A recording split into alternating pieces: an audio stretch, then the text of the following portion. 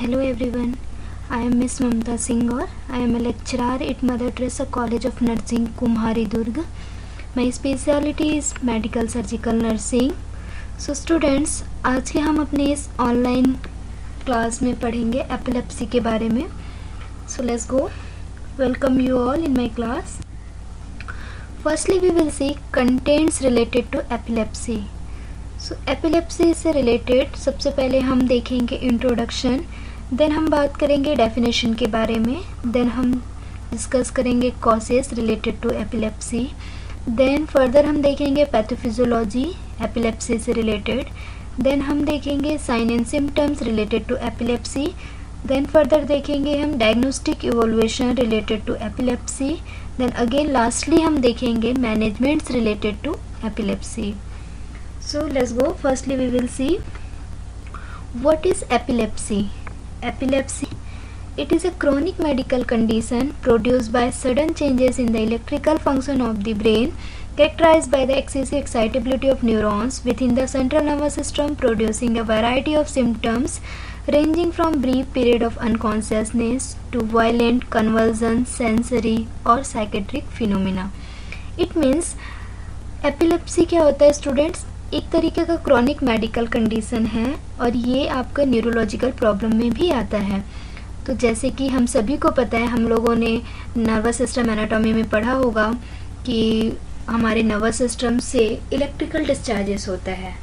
So basically इन epilepsy के period में जो हमारे ब्रेन से होने वाले इलेक्ट्रिकल डिस्चार्जेस है वो क्या हो जाता है, एबनॉर्मल, जिसकी वजह से इस पीरियड को हम बोलते हैं एपिलेप्सी का period.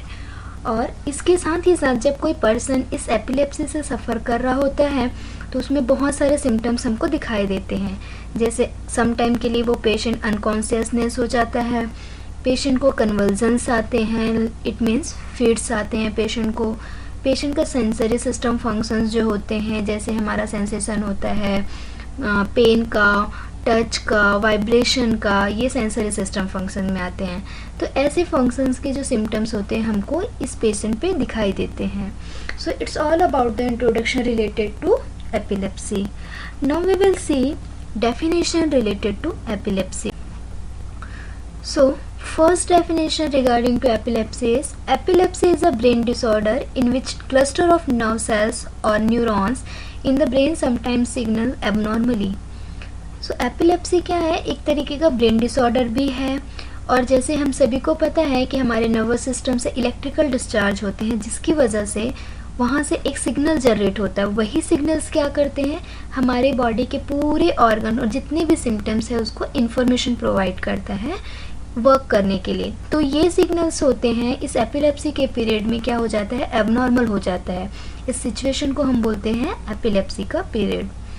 Now second definition is neurons normally generate electrochemical impulses that act on other neurons, glands and muscles to produce human thought, feeling and action. So हमारे नर्वस सिस्टम में एक पार्ट पाया जाता है स्टूडेंट्स जिसको हम बोलते हैं neurons.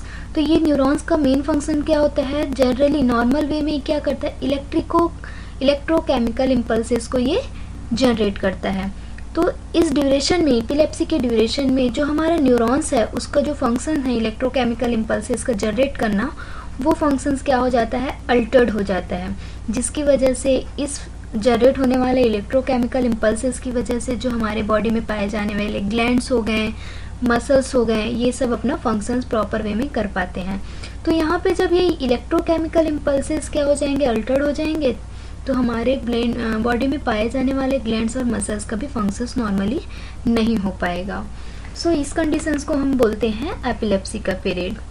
Now last definition is in epilepsy the normal pattern of neural activity becomes disturb, causing strange sensation, emotion, behaviours और sometimes conversion, muscles spasm and loss of consciousness. So epilepsy के duration में क्या होता है, जो neural activities होती है जो नर्वस सिस्टम से, वो न्यूरल एक्टिविटीज़ का क्या हो जाता है, डिस्टर्ब्ड हो जाता है. तो डिस्टर्ब होने की वजह से लॉट्स ऑफ जितने भी फंक्शंस होते हैं वो भी अल्टर्ड हो जाते हैं. जिसके कारण हमारे पेशेंट में बहुत सारे सिम्टम्स दिखाई देते हैं, जैसे सेंसेशन की प्रॉब्लम्स हो गई, इमोशंस का प्रॉब्लम हो गया, बिहेवियर प्रॉब्लम हो गया, सम टाइम पेशेंट का मसल्स स्पाज्म हो जाता है और कुछ समय के लिए पेशेंट क्या हो जाता है, कॉन्शियसनेस खो देता है। सो ऐसे सब कंडीशंस आपको इस एपिलेप्सी के पीरियड में हमारे पेशेंट में दिखाई देते हैं। So it's all about the definition related to epilepsy. Now we will see next one, causes of epilepsy. It means ऐसे कौन कौन से कारण हैं जिसके कारण हमारे पेशेंट में एपिलेप्सी हो सकता है। सो फर्स्ट इम्पॉर्टेंट कारण होता है हमारे पेशेंट का stroke. Stroke it means it is also called cerebrovascular accident. अभी हमने रिसेंटली पिछले क्लास में पढ़ा है इसके बारे में। तो बेसिकली इस स्ट्रोक के पीरियड में क्या होता है स्टूडेंट्स, इस कंडीशंस में जो हमारे ब्रेन में सर्कुलेटरी सिस्टम यानी कि ब्लड का सर्कुलेशन क्या हो जाता है, डिस्टर्ब्ड हो जाता है। इसी डिस्टर्ब सिचुएशन को हम बोलते हैं स्ट्रोक का पीरियड। ये किसी भी रीज़न से हो सकता है, जैसे कि कोई हेमरेजिक रीज़न हो गया, फिर कोई क्लॉट फॉर्मेशन हो गया ब्रेन में, तो उस रीज़न से ये स्ट्रोक का कंडीशन फॉर्म होता है। तो ये भी स्ट्रोक का सिचुएशन एक तरीके का हमारे पेशेंट में एपिलेप्सी के कंडीशन को लीड करवा सकता है। नाउ सेकेंड कॉज होता है ब्रेन ट्यूमर। तो ब्रेन ट्यूमर जैसे कि हम सभी पढ़े हैं काफ़ी टाइम ट्यूमर के बारे में। तो ट्यूमर क्या होता है, it is a condition of abnormal spherical masses growth. तो यहाँ पे कहाँ पे स्फेरिकल मासेस का एबनॉर्मल ग्रोथ होगा, ब्रेन में। तो इस कंडीशंस को हम बोलते हैं ब्रेन ट्यूमर। तो जब पेशेंट में किसी भी पर्सन्स में ब्रेन का ट्यूमर हो गया तो उस कंडीशंस में वो ब्रेन ट्यूमर क्या करता है, आपके पर्टिकुलर एरिया को ऑक्यूपाई कर देता है। तो जब ब्रेन में ऑक्यूपाई हो जाएगा due to the abnormal mass growth होने की वजह से, तो वहाँ के पर्टिकुलर जो पार्ट है वो क्या होगा, कंप्रेस होगा, सप्रेशन पड़ेगा ब्रेन के पार्ट को। तो वहाँ पे भी हमारे ब्रेन के होने वाले जो फंक्शंस है वो क्या हो जाएंगे, अल्टर्ड हो जाएंगे, डिस्टर्ब्ड हो जाएंगे। तो उसकी वजह से जो पेशेंट हैं वो भी आपका रिस्क पीरियड में हो सकता है एपिलेप्सी के। नाउ नेक्स्ट कॉज होता है ब्रेन इन्फेक्शन। तो ब्रेन से रिलेटेड बहुत सारे ऐसे इन्फेक्शन पाए जाते हैं हमारे मेडिकल फील्ड में, लाइक एग्जांपल मेनिंजाइटिस हो गया, एंसेफेलाइटिस हो गया। ये सब क्या है, आपके एक तरीके का ब्रेन इन्फेक्शन है। तो ये ब्रेन इन्फेक्शन भी सम टाइम के लिए रिस्पॉन्सिबल फैक्टर हो सकता है आपके एपिलेप्सी को लीड करने के लिए। Now further cause is past head injury.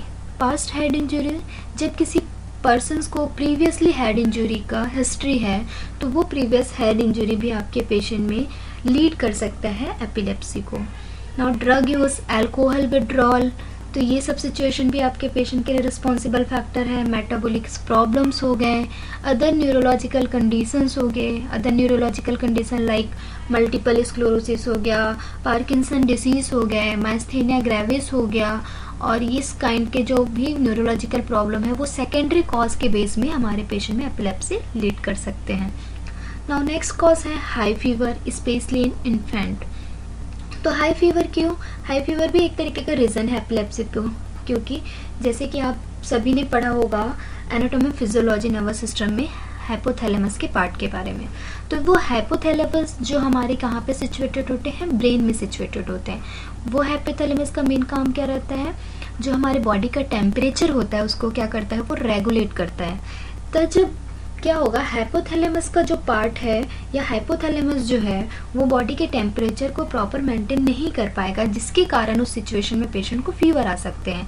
तो वहाँ पे जो हाइपोथैलेमस का पार्ट है वो अल्टर्ड हो गया, तो वो अल्टर्ड सिचुएशन हमारे ब्रेन में सिचुएटेड पार्ट है, तो उसके कारण से उस पर्टिकुलर ब्रेन को वो अफेक्ट कर सकता है और पेशेंट को एपिलेप्सी होने के चांसेस हो सकते हैं। नाउ नेक्स्ट कॉज है genetic factor. Some genetic factors also responsible for causing the epilepsy period.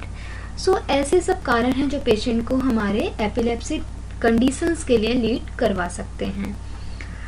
Now we will see next one, pathophysiology.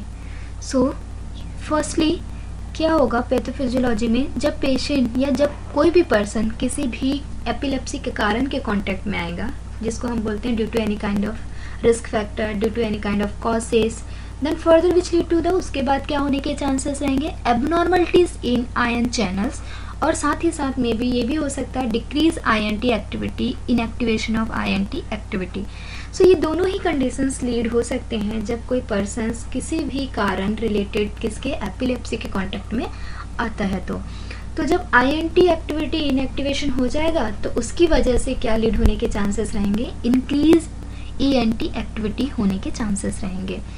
Then further which lead to the rhythmic and repetitive hypersynchronous discharge of neurons. हमने भी थोड़ी देर पहले definition में पढ़ा था, हमारे neuron से क्या डिस्चार्ज होता है, इलेक्ट्रोकेमिकल इम्पल्सेस डिस्चार्ज होता है और जनरेट होता है. तो यहाँ पे जब इंक्रीज होगा INT एक्टिविटी, मतलब एक्सटर्नल न्यूरो ट्रांसमिशन की एक्टिविटी इंक्रीज हो जाएगा, तो उस कंडीशंस में हमारे पेशेंट जो हैं उसमें क्या होगा, जो न्यूरॉन से रिलेटेड जनरेट होने वाले न्यूरो जो केमिकल इम्पल्सेस है और इलेक्ट्रोकेमिकल जो इम्पल्सेस है वो क्या हो जाएंगे, हाइपर लेवल में इंक्रीज हो जाएंगे, ये डिस्चार्ज होना स्टार्ट हो जाएगा, जिसकी वजह से आपके पेशेंट में लीड हो सकता है seizure focus. Seizure focus means condition होता है कि कुछ ऐसे लोकेशन ब्रेन के ऐसे हैं जहाँ पे इलेक्ट्रिकल डिस्चार्जेस आपका एबनॉर्मल शो होगा.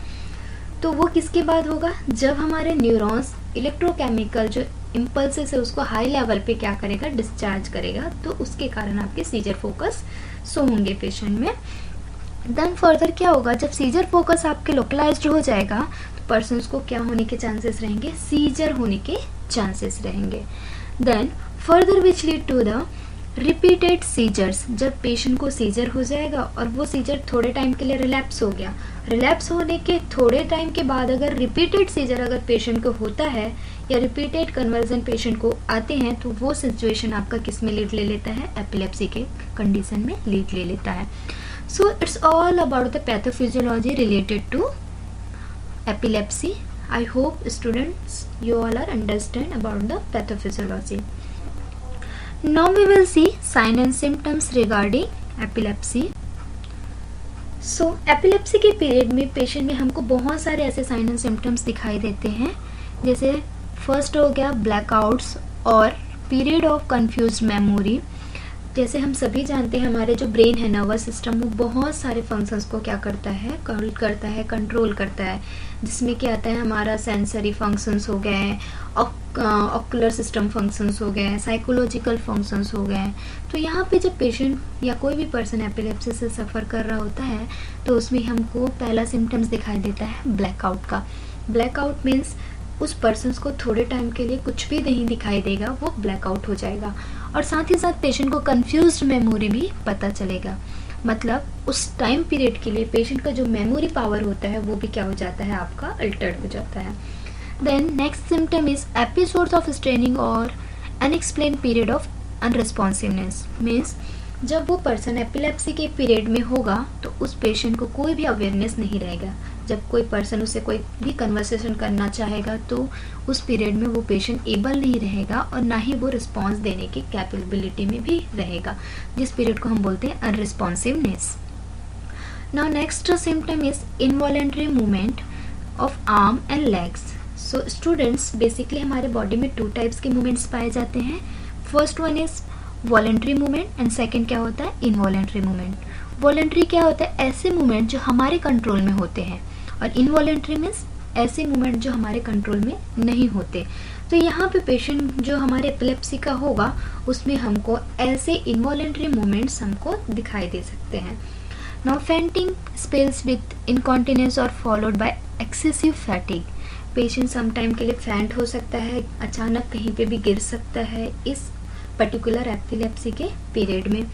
ऑड साउंड, distorted perception और episodic feeling of fear that cannot be explained.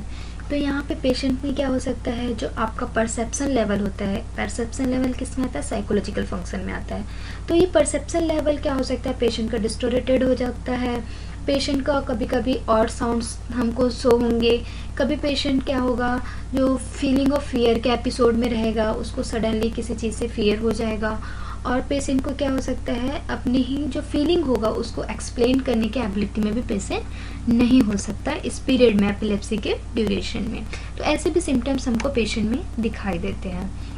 Now strain sensations. Strain sensation means जो हमारे ब्रेन से कंट्रोल होने वाले सेंसरी सिस्टम फंक्शंस हो जाएंगे, स्ट्रेंज कंडीशन में चले जाएगा. तो देन उसके बाद हमको दिखाई देगा विजुअल हेलुसिनेशन. पेशेंट को विजुअल हेलुसिनेशन हमको दिखाई देगा. इमोशनल चेंजेस हमको पता चलेंगे पेशेंट में, मसल्स स्पाज्म भी हो सकता है एंड कन्वल्सन भी पेशेंट में आ सकते हैं। तो ऐसे सिम्टम्स हमको एपिलेप्सी के पेशेंट में बेसिकली दिखाई देते हैं। So students, it's all about the symptoms related to epilepsy. Now we will see next one, diagnosis. So diagnosis की बात करें तो यहाँ पे बहुत सारे ऐसे डायग्नोस्टिक टूल्स है जो हमारे एपिलेप्सी के पेशेंट को डिटेक्ट करने के लिए हेल्प करता है, जिसमें फर्स्ट डायग्नोस्टिक इवैल्यूएशन आता है इलेक्ट्रोएन्सेफेलोग्राम। सो इलेक्ट्रोएन्सेफेलोग्राम की कंडीशंस में बेसिकली हम क्या करते हैं, इसमें हम मॉनिटर करते हैं इलेक्ट्रिकल डिस्चार्जेस को। तो कैसे करते हैं, जो हमारा स्कल होता है, जो पेशेंट के स्कल होता है, उसमें हम स्कल लीड्स लगाते हैं। स्कल लीड्स जैसे आप लोग इमेजेस में देख पा रहे हो, फर्स्ट इमेज में वहाँ पे उनके ब्रेन के ऊपर सरफेस में क्या किया जा रहा है, एक स्ट्रिप उस पर प्लेस किया जा रहा है, जिसको हम ब्रेन लीड्स बोलते हैं। वो ब्रेन लीड्स हम क्या करते हैं, पेशेंट के ब्रेन में प्लेस करते हैं। उसके बाद जो वो ब्रेन लीड है उसका जो कनेक्टर होता है एक मॉनिटर से कनेक्टेड होता है। फिर वो मॉनिटर को हम जब ऑन करते हैं तो पेशेंट में होने वाले इलेक्ट्रिकल इम्पल्सेस का जनरेशन, जैसे आप लोग इस स्ट्रिप पे देख पा रहे हो, वेव्स का लाइन दिखाई दे रहा है। तो ऐसे हमको पेशेंट का इलेक्ट्रिकल डिस्चार्जेस, इलेक्ट्रिकल जो जनरेट होता है नर्वस सिस्टम से, वो हमको पेशेंट में दिखाई देते हैं। तो इसके थ्रू हम क्या कर सकते हैं, पेशेंट के इलेक्ट्रिकल डिस्चार्जेस नॉर्मल है और एबनॉर्मल है, उसको हम फाइंड आउट और मॉनिटर कर सकते हैं। So it is a very important kind of tool for detecting the patient related to epilepsy. Now we will see next diagnostic evaluation for epilepsy. So कुछ ऐसे न्यूरोलॉजिकल इमेजिंग स्टडीज़ है जिससे भी हम क्या कर सकते हैं, एपिलेप्सी के पेशेंट को डिटेक्ट कर सकते हैं, जैसे कि मैग्नेटिक रेजोनेंस इमेजिंग, एमआरआई में बेसिकली हम क्या करते हैं, या क्यों एमआरआई को परफॉर्म किया जाता है। तो एमआरआई का मेन पर्पस क्या होता है, जो affected site of the body है उसको हम क्या करते हैं, डिटेक्ट करते हैं। तो यहाँ पे भी जो हमारे ब्रेन का कौन सा ऐसा साइट है जिस एरिया पे इलेक्ट्रिकल इम्पल्सेस का एबनॉर्मलिटीज हो रही है, उसको हम एमआरआई के थ्रू क्या कर सकते हैं, डिटेक्ट कर सकते हैं। देन कंप्यूटर टोमोग्राफी है। कंप्यूटर टोमोग्राफी से हम बेसिकली क्या कर सकते हैं, लोकेशन, कौन से ऐसे लोकेशन है उसको हम क्या करते हैं, डिटेक्ट करते हैं। तो यहाँ पे भी हम सीटी स्कैन जब करेंगे ब्रेन का, तो ऐसे कौन से लोब है ब्रेन का, वो लोब हमारा अफेक्ट हुआ है ड्यू टू द एपिलेप्सी, वो हम मॉनिटर करेंगे। Then next important diagnostic evaluation होता है पोजिट्रॉन इमिशन टोमोग्राफी। तो ये पोजिट्रॉन इमिशन टोमोग्राफी जो होता है एक तरीके का एडवांस टेक्नोलॉजी है मॉनिटर करने के लिए ब्रेन को। तो यहाँ पे बेसिकली क्या किया जाता है, रेडियो एक्टिव ट्रैकर के नाम से भी हम इसको जानते हैं, या बेसिकली इस पीईटी में हम क्या करते हैं, रेडियो एक्टिव ट्रैकर के लाइक वर्क करता है। जो क्या करता है, इस रेडियो एक्टिव ट्रैकर के लाइक एक्ट करके ये हमको जो इलेक्ट्रिकल इम्पल्सेस है उसके जनरेशन को फाइंड आउट करवाता है। Now single photon emission computerised tomography, जिसको हम बोलते हैं SPECT। तो इस कंडीशंस में या इस पर्टिकुलर इन्वेस्टिगेशन में हम क्या करते हैं, जो पेशेंट होते हैं उस पेशेंट में न्यूक्लियर मेडिसिन का जो टोमोग्राफी होता है, न्यूक्लियर मेडिसिन टोमोग्राफी हम क्या कर सकते हैं, फाइंड आउट कर सकते हैं इस पर्टिकुलर SPECT टेस्ट के थ्रू। तो ये भी एक तरीके का एडवांस टेक्नोलॉजी है, एडवांस टेक्निक है, किसके लिए, एपिलेप्सी या किसी भी न्यूरोलॉजिकल प्रॉब्लम्स को डिटेक्ट करने के लिए। तो यहाँ पे भी हमको बेसिकली यही पता चलता है कि जो हमारे पेशेंट है या जो पर्सन है एपिलेप्सी से सफ़र कर रहा है उसमें कौन से पर्टिकुलर लोकेशन या किस टाइप के एबनॉर्मल डिस्चार्जेस हो रहा है इलेक्ट्रिकल का, वो फाइंड आउट होता है। सो ये बेसिकली आपका जो SPECT जो है वो क्या आपको फाइंड आउट करवाता है, इस ड्यूरेशन में जब हम single photon emission computer tomography करते हैं तो वहाँ पे हम क्या करते हैं, बेसिकली यूज़ करते हैं गामा रेस का। जो गामा रेस यूज़ किया जाता है वो गामा रेस हमको क्या हेल्प करता है, इंफॉर्मेशन देता है, किसका, कौन सा टाइप का इंफॉर्मेशन देता है, 3D इंफॉर्मेशन देता है हमारे ब्रेन के बारे में। 3D इंफॉर्मेशन विजुअलाइज करवाता है, जिस 3D इंफॉर्मेशन विजुअलाइजेशन के थ्रू हम पेशेंट के पर्टिकुलर साइट, लोकेशन या फिर पेशेंट हमारे किससे एपिलेप्सी से सफ़र कर रहा है वो हम क्या कर पाते हैं, मॉनिटर कर पाते हैं। So it's all about the diagnostic evaluation for the epilepsy period. Now we will move on our next topic, management. So firstly we will see medical management for the epilepsy period. तो हम basically जो epilepsy का patient है उसको medical management में anti epileptic drugs जो होते हैं वो प्रिस्क्राइब करते हैं. तो यहाँ पे एंटी एपिलेप्टिक के जो ड्रग्स हैं वो भी बहुत डिफरेंट काइंड के क्लासिफिकेशन में डिवाइडेड है, जिसमें हम फर्स्ट क्लासिफिकेशन की बात करें, drugs that block voltage depend sodium channels. Second classification है drugs that affect GABA metabolism. Third drug है GABA drugs that affect calcium currents. Fourth है drugs with multiple mechanism of action and lastly drug with unknown mechanism of action. So इस type के जो classification जो हमारे एंटीएपिलेप्टिक drugs में आते हैं ये हमारे पेशेंट के ट्रीट करने के लिए या फिर एपिलेप्सी के पर्सन्स को ट्रीट करने के लिए हेल्प करता है. So now we will see one by one कौन कौन से क्लासिफिकेशन में किस टाइप के ऐसे ड्रग्स आते हैं जिससे हम पेशेंट को ट्रीट कर सकते हैं. सो यहाँ पे डिफरेंट काइंड के क्लासिफिकेशंस दिए हैं जो हमारे उस क्लासिफिकेशन में डिफरेंट ड्रग्स आते हैं. जैसे फर्स्ट है बार्बिचुरेट जिसमें फिनोबार्बिटॉन आता है. सेकंड है डीऑक्सी बार्बिचुरेट जिसमें आता है प्राइमिडोन आता है. थर्ड है हाइडेनिशन जिसमें फिनोटोइन आता है, बेसिकली जिसको एंटी कन्वल्सन मेडिसिन के नाम से भी जाना जाता है. देन है नेक्स्ट है इम्यूनोस्टेबिनिन जिसमें कार्बामेजापिन आता है. सुसोडिनामाइन जो आता है, एंथोसुमाइड जो मेडिसिन होते हैं. एलिफेटिक कार्बोक्सिलिक एसिड आते हैं जिसमें वॉल्प्रोइक एसिड आता है. सोडियम जिसको वॉल्प्रेट बोलते हैं. बेंजोडाइजेपिन्स जो क्लासिफिकेशन एक तरीके का वो भी आपका हेल्प करता है. क्लोंजिपाम जिसमें आता है, डाइजेपाम जिसमें आता है और आपका साथ ही साथ आता है पेशेंट के लिए क्लोरेंजेपाम इस टाइप के मेडिसिन आपके इस बेंजोडाइजेपिन्स जो क्लासिफिकेशन ऑफ एंटीएपिलेप्टिक ड्रग्स है उसमें आते हैं. नाउ नेक्स्ट है फिनाइट्राइजिन जिसमें आता है लेम्बोट्रिजिन मेडिसिन. साइक्लिक गाबा एनालॉग जो उसमें गाबा पेंटिन आते हैं. और नीवर ड्रग्स ऑल्सो है आपके क्लासिफिकेशन ऑफ एंटीएपिलेप्टिक का जिसमें आपका आता है विगाबार्टिन, टोप्रीमेट एंड इस टाइप के और भी बहुत सारे ड्रग्स आपके इस पर्टिकुलर क्लासिफिकेशन में आते हैं. सो ऐसे काफ़ी सारे मेडिसिन है जो हम पेशेंट को ट्रीट करने के लिए, एपिलेप्सी के पेशेंट को ट्रीट करने के लिए हम यूटिलाइज कर सकते हैं या प्रिस्क्राइब किया जा सकता है. So now we will see one by one. First classification की अगर हम बात करें तो drugs that block voltage depend sodium channels. तो इस सोडियम चैनल्स ड्रग्स में हमारे बहुत सारे ड्रग्स आते हैं. कार्बाजेमिनापिन, फिनोटोइन, लोमेट्राजिन, ऑक्सीकार्बाजेमिपिन, जोनिसमाइड.